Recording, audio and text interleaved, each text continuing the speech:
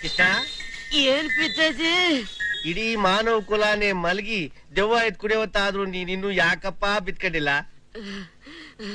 ನಿದ್ದೆ ಬರ್ತಾ ಇಲ್ಲ ಪಿತಾಜಿ. ಅಯ್ಯೋ, ನಿಮ್ಮಮ್ಮ ಏನಾದ್ರು ಜ್ಞಾಪಕಕ್ಕೆ ಬದ್ಲಾಕಂತ? ಇಲ್ಲ. ನಿಮ್ಮಜ್ಜಿ ಏನಾದ್ರು ಜ್ಞಾಪಕಕ್ಕೆ ಬದ್ಲಾ? ಇಲ್ಲ. ಹೋಗ್ಲಿ, ಈ ಮನೇಲಿ ಯಾರಾದ್ರೂ ನಿನ್ನ ಬೈದ್ರಾಕಂತ? ಇಲ್ಲ ಇಲ್ಲ. ಮತ್ ಯಾಕಪ್ಪ ಈ ಯೋಚನೆ? ನಂಗ ನಾನ್ ಜೈಲಲ್ಲಿದ್ದಾಗ ಬೆಂಚ್ ಕಲ್ ಮೇಲೆ ಮಲಗಿದ್ದಾಗ ದಿನಾ ರಾತ್ರಿ ಸೊಳ್ಳೆಗಳೆಲ್ಲ ಮೈ ತುಂಬಾ ಮುತ್ಕೊಂಡು ಗುಯಿ ಗುಟ್ತಾ ಸಪ್ತ ಸ್ವರ ಹಾಡ್ತಾ ಇದ್ವು. ಸಂಧಿ ಗೊಂದಿಗಳಿಂದ ತಿಗಣೆಗಳೆಲ್ಲ ಬಂದು ಮೈ ತುಂಬಾ ಮುತ್ಕೊಂಡು ರಕ್ತನ ಹೀರ್ತಾ ಆನಂದ ಪಡ್ತಾ ಇದ್ವು.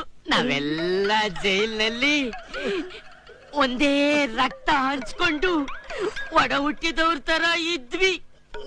ಆದ್ರೆ ಇಲ್ಲೇನಿದೆ ಮಾರಿಯಮ್ಮನ್ ಡೆಸ್ಕು? ಈ ವಿಷಯ ನಿಮ್ಮ ಅತ್ತಿಗೆ ನನಗ್ ಗೊತ್ತಾಗ್ಬಿಟ್ರೆ ನಾನು ನಿನ್ನ ಇಬ್ಬರನ್ನು ಜೈಲಿಗೆ ಕಳಿಸ್ಬಿಡ್ತಾಳೆ ಕಣೋ. ಲೇ ಕೇಳು, ಒಂದ್ ಆನೆ ತಂದ್ಕೊಡು ಅಂದ್ರೆ ತಂದ್ಕೊಡ್ಬಹುದು, ಒಂದ್ ಕುದುರೆ ತಂದ್ಕೊಡು ಅಂದ್ರು ತಂದ್ಕೊಡ್ಬಹುದು, ಬೇಡ ಒಂದ್ ಕತ್ತೆ ತಂದ್ಕೊಡು ಅಂದ್ರು ನಿನ್ ತಲೆನೆಲ್ಲ ನುಣ್ಣಗೆ ಬೋಳ್ಸಿ 3 ನಾಮ ಹಾಕ್ಬಿಟ್ಟು ತಿರುಪ್ತಿಗೆ ಹೋಗ್ತಾ ಇರು ಅಂತ ಕಳಿಸ್ಕೊಡ್ಬಹುದು.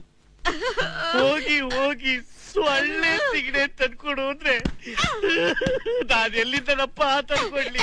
ನನಗ್ ಬೇಡ, ನನಗ್ ಸೊಳ್ಳೆನೇ ಬೇಕು, ತಿಗಣೆನೇ ಬೇಕು. ಕೃಷ್ಣ ಕೃಷ್ಣ, ಎಲ್ಲದಕ್ಕಿಂತ ನಿನ್ ಕ್ಷೇಮ, ನಿನ್ನ ಆರೋಗ್ಯನೇ ಮುಖ್ಯ ಹಾಕಂತ ನಾಳೆಯಿಂದಾನೆ 50 ಜನನ ಅಪಾಯಿಂಟ್ಮೆಂಟ್ ಮಾಡ್ಬಿಟ್ಟು ಸೊಳ್ಳೆ ತಿಗಣಿನ ತರಿಸಿ